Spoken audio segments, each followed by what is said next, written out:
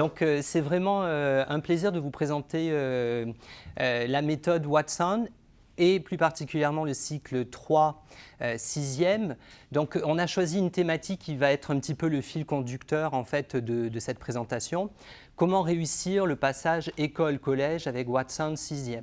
Donc, vraiment, un des enjeux de ce cycle 3 va être d'avoir ce cycle qui est maintenant à cheval entre l'école primaire et le collège. Donc, techniquement, c'était déjà en place, mais maintenant qu'on a un programme de cycle 3, on ne peut plus le contourner. C'est-à-dire qu'on va vraiment, on s'inscrit de plus en plus dans une démarche de cycle, et c'est ce qu'on va essayer de vous montrer dans Watson. On a vraiment travaillé par rapport à cette thématique, et je pense qu'on a plutôt réussi. Voilà. On a vraiment axé toute la méthode sur l'approche actionnelle, comme c'est toujours préconisé par les programmes d'enseignement, comme vous avez pu le voir. Effectivement, on aurait pu croire il y a quelques années qu'il y avait un petit peu un effet de mode et on s'était tous dit « oui, c'est une mode de plus, ça va s'essouffler, on passera à autre chose ». Ce n'est pas le cas puisque de manière explicite, dès le cycle 2, donc CP, CE1, CE2, on précise que l'enseignement doit être adossé au CE-CRL et à l'approche actionnelle. Donc on va vers de plus en plus de compétences et de toute manière, les nouveaux programmes d'enseignement, de manière transversale, adoptent une manière totalement axée sur les compétences, les connaissances et la culture.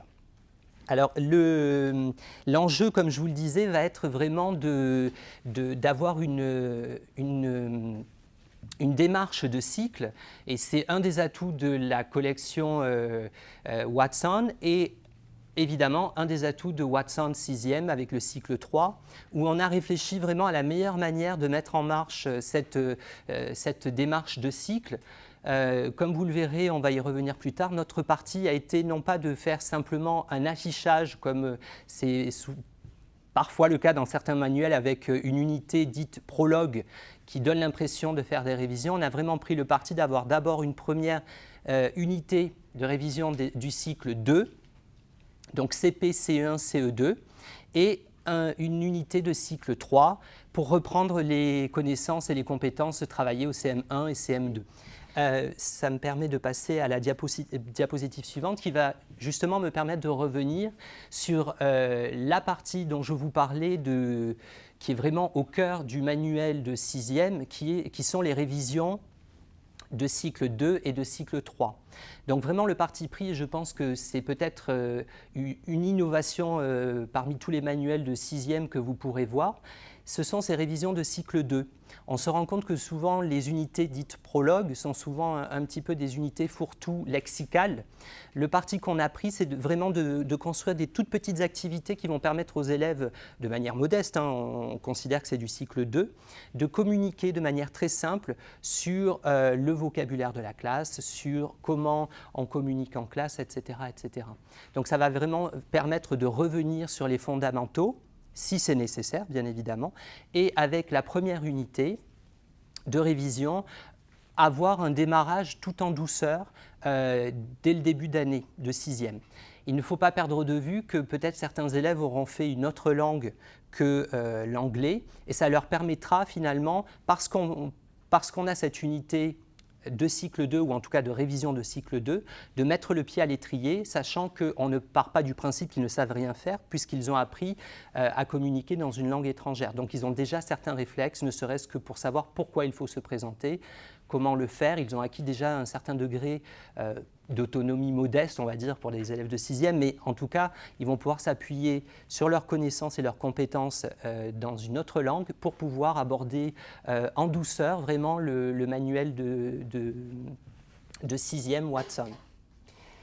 Donc, ce sont les deux éléments, vous pouvez les voir dès la page 4 dans le sommaire, avec les révisions de cycle 2, ça s'appelle Beginner's Toolbox, et enfin l'unité 1 qui est donc la révision de cycle 3, comme je vous le disais.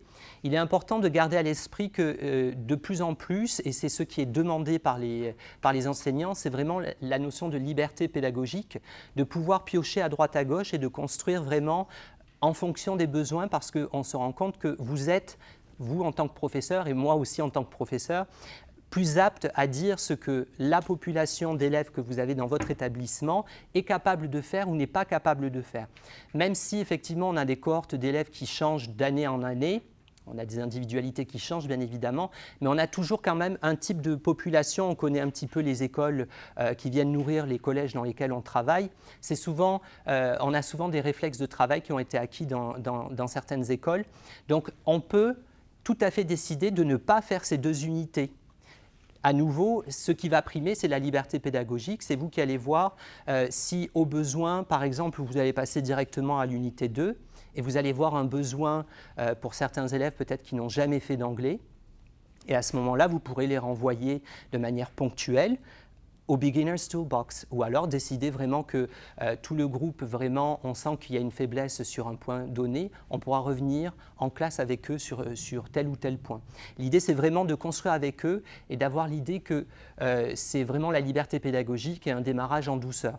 C'est-à-dire qu'il ne faut pas perdre de vue que les élèves débarquent au collège avec beaucoup d'enseignants. C'est quand même une révolution dans leur vie. Donc il ne faut pas perdre de vue cette dimension-là.